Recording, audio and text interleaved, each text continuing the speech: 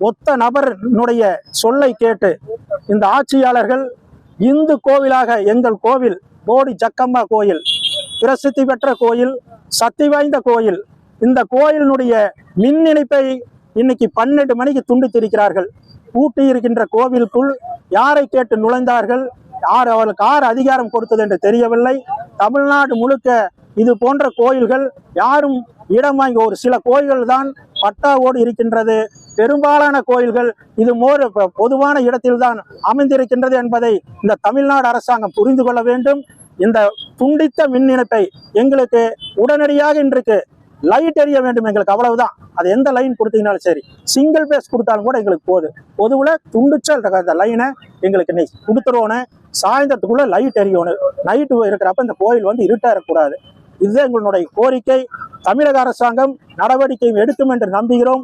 தொடர்ந்து இது போன்ற செயல்களில் இந்து கோயில்களில் மட்டும் நீங்கள் அதிரடியாக மின் இணைப்பை துண்டிப்பது என்பது இது நல்லதல்ல.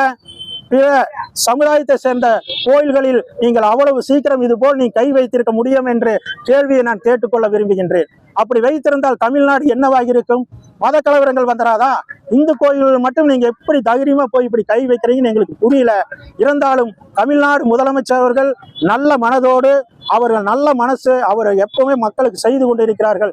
எங்கள் கோவிலுக்கும் அவர் சாயந்தரத்துக்குள் மின் இணைப்பை தருவார் என்று நம்புகிறோம். மின்சார வாரியத்துறை அமைச்சர் அவர்களும் இதற்கு உரிய நடவடிக்கை எடுத்து எங்கள் கோயிலினுடைய மின் துண்டிப்பை தவிர்த்து மின் இணைப்பை இன்னைக்கு மாலைக்குள் கொடுக்க வேண்டுமாய் தொட்டி நாயக்கர் சமுதாய மக்களின் அனைத்து கட்சியை சேர்ந்துதான் இந்த போராட்டம் பண்றோம்.